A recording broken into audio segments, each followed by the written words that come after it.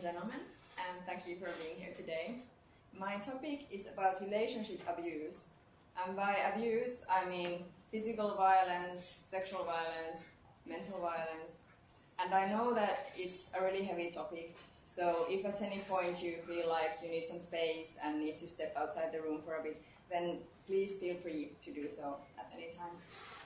And also before we start, for clarity, I'm using the pronoun he to refer to the abuser, but please note that abusers can also be women and victims can be men. The reason why I chose this topic is that in discussions about relationship abuse, people who haven't experienced it themselves wonder, why do people stay in abusive relationships? Like, why don't women just leave the men who beat them? Or if you are with a partner who just calls you names, yells at you, humiliates you, why don't you show some self-respect and leave? But the thing is, there is a logic of its own in abusive relationships. And I think understanding that logic can help us be more empathetic towards the victims. And of course, there are 1,000 different practical and psychological reasons why individual victims don't leave. But today, I want to introduce 4 quite common psychological reasons for not leaving. The first one is habituation, or getting used to it. Because obviously, if on your first date, a man slapped you and called you a whore, you would just walk out and never come back. But relationship abuse doesn't really begin like that. It begins with a slow erosion of your self-esteem, and by the time the physical violence starts, you have probably already become quite used to the mental put-downs.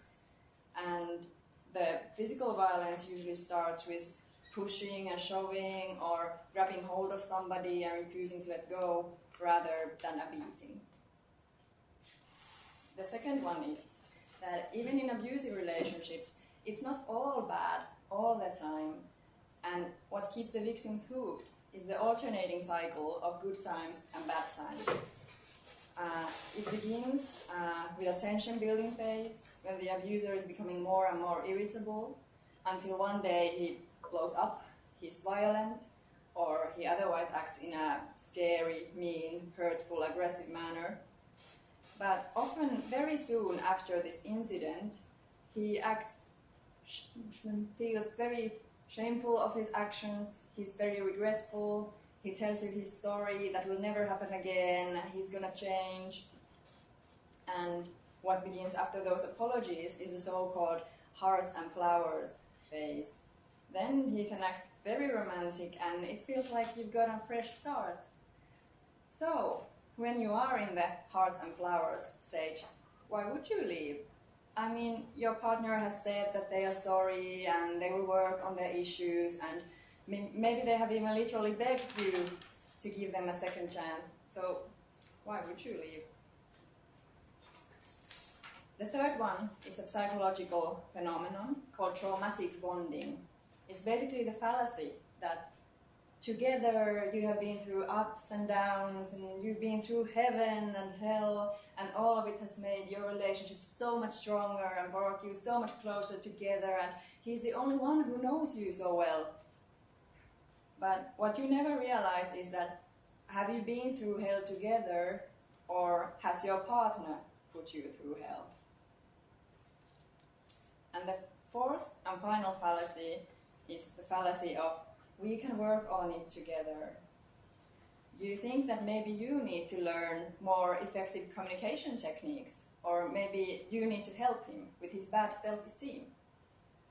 But that's a lie, because his abusive behavior is not caused by you.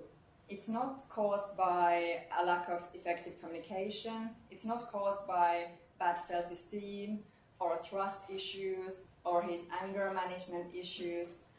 It's caused by his sense of entitlement towards other people. He thinks that he has a right to control you. And there is no amount of communication that's going to fix that. So, to recap, I have pointed out 4 psychological reasons for not leaving.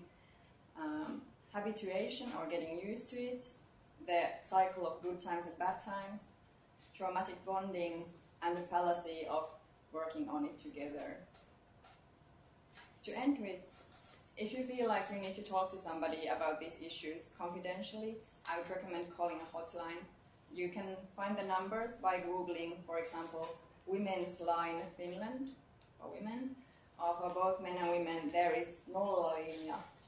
So there is help available. Thank you very much.